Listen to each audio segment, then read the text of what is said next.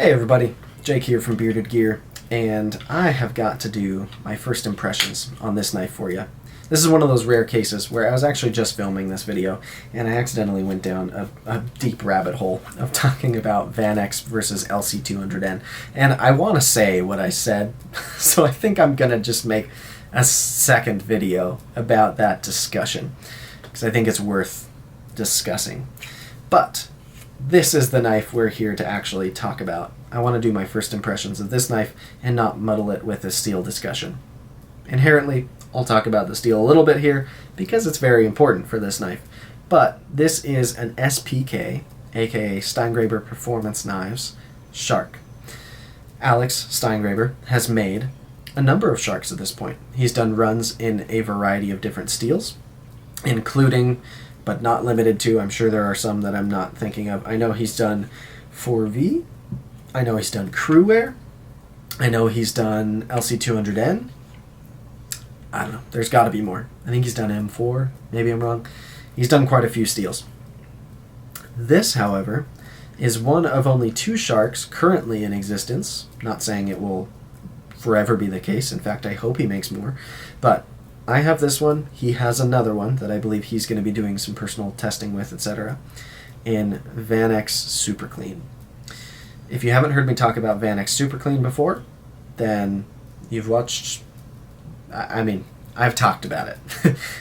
I have a quiet carry Waypoint, which is a production folding knife with a blade made of Vanax Superclean, and I have talked a lot about that steel and my experience with it, and so far it's been very good.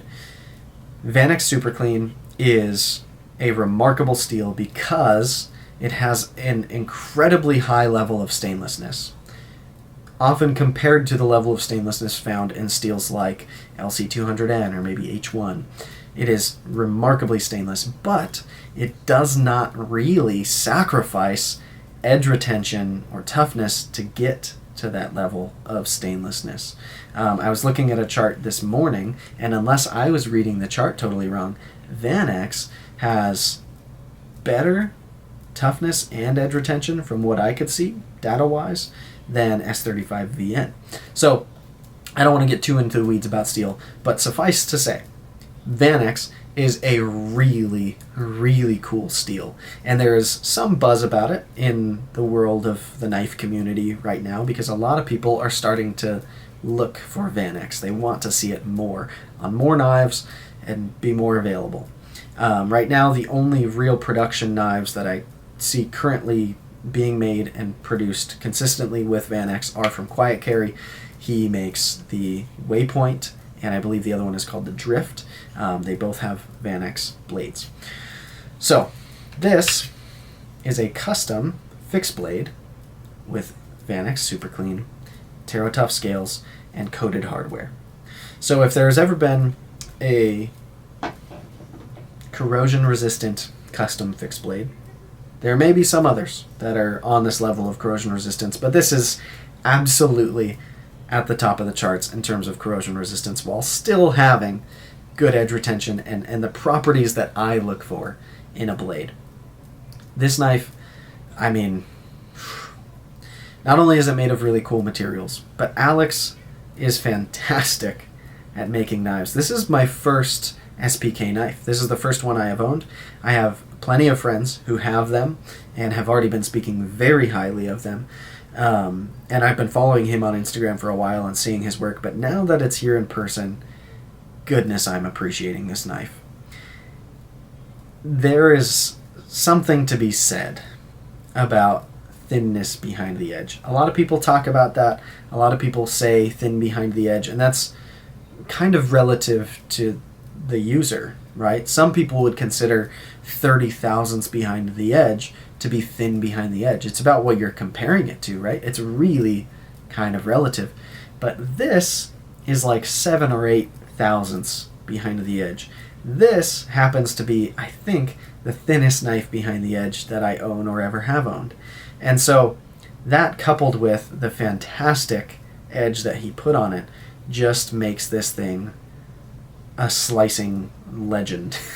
I mean, it is so good. And if you look at his grinds, they are consistent. His edge bevel is consistent. Everything about this blade is, I mean, there's a reason why it's a Steingraber Performance Knife. He's big on geometry and heat treat and performance. And so he is a one-man operation, and he goes live on Instagram all the time. You can watch him do everything he does. It's remarkable. He does all of his heat treating and tempering and everything in-house. He offers regrinds on production knives. He does the grinding on all of these. He does virtually everything on them. And it's all come together really, really well on here. So, a couple of things that I love about this knife. Number one, ergos so far. This knife ergonomically with this handle profile feels fantastic. I also love where the edge goes in relation to my knuckles, because if I'm cutting down onto a board or something, I love that the edge is nice and low in comparison to where my fingers end, so that I can actually press down onto material and make continuous cuts through down against a surface, and it just works really, really well in that way. The thinness, not only behind the edge, but the thinness of the blade in general. I love how thin this is. The profile is fantastic. I love how precise the tip is. This I look at as an EDC fixed blade. This is not meant to be a robust outdoor knife that I'm going to be batoning with or chopping with or anything like that. This is a slicer, and I have already sliced a lot of stuff with it, because when you're carrying a knife like this, you kind of look at the world around you for the things that are justifiably sliceable. Like, I just went through the fridge the other day and found like some fruits and vegetables that weren't good anymore, like should have been just thrown right away. But before I threw them away, I just sliced them a bunch of times with this, because it was fun to do. Anytime there's a box or paper or anything that I can slice with it, I want to use it for that, because it's like addicting how well this passes through material. It's such a good cutter. So yeah, I love the ergos. I love the profile. I love the design of this knife. I like the way that it looks. I love that he let me pick this awesome Seafoam Taro Tough, because I think it looks sweet, and Seafoam with Vanax just feels right to me. It'll also go very well with my C-Rex Shaman. They look good side by side. I like so much about what he's done here. On this one, he did a couple of new things that are not necessarily found this way on his previous models. So I should really look through and make sure I remember what all of them are, but I'm going to save that for the full review because I'm too lazy to do it right now. Thing number one is the placement of his laser markings. So you can see his maker mark there. It didn't used to be placed here. I forget where he used to place it because I'm just used to looking at this now. But it didn't used to be right there. And then also the steel marking here, where you can see it says Vanax. That didn't used to be there either. I feel like he might have done them on the spine before. I don't know. Now they're in a different place. In addition, usually his scales are like totally rounded, like almost circular if you were to look at the knife this way. But here you'll see there is a flat and then like an aggressive contouring around the edges, but there is like a designated flat here. And I haven't held the other type of scales that he makes, but the way that this indexes and how comfortable it feels in my hands, especially I love Taro Tough, it feels really, really good to me. This knife in any grip as well. Reverse grip is fantastic. Draw cut is fantastic. Reverse grip draw cut, fantastic. Hammer grip, saber grip, you name it. I love the way this knife feels in hand. So yeah, I think those are the differences. I'll have to double check on that. Maybe I'm forgetting something. But yeah, this is just a really exciting knife for me. Let's talk about the sheath for a second. He sends it with this Ulti clip. I've had these clips on a couple of things in the past. I think I've actually more had them on like firearms accessories than on knife sheaths and stuff. I'm okay with this clip. The beauty of this clip is, even if I'm in like basketball shorts, this knife is really, in my opinion, or this sheath setup is designed to kind of go in the waistband. And so even in like basketball shorts or joggers or whatever you're into wearing, you can clip this on, and it doesn't have to be on a belt. It just kind of clips onto the material itself, and then you snap it down, and it's got good retention. It stays there.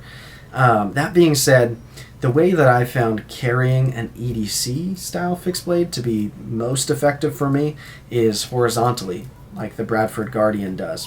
And so, I don't know, I guess I could try running this horizontal. I actually haven't even done that yet. I'm just realizing as I'm filming this, I should probably try setting it up like that and tightening it down. Maybe that'll...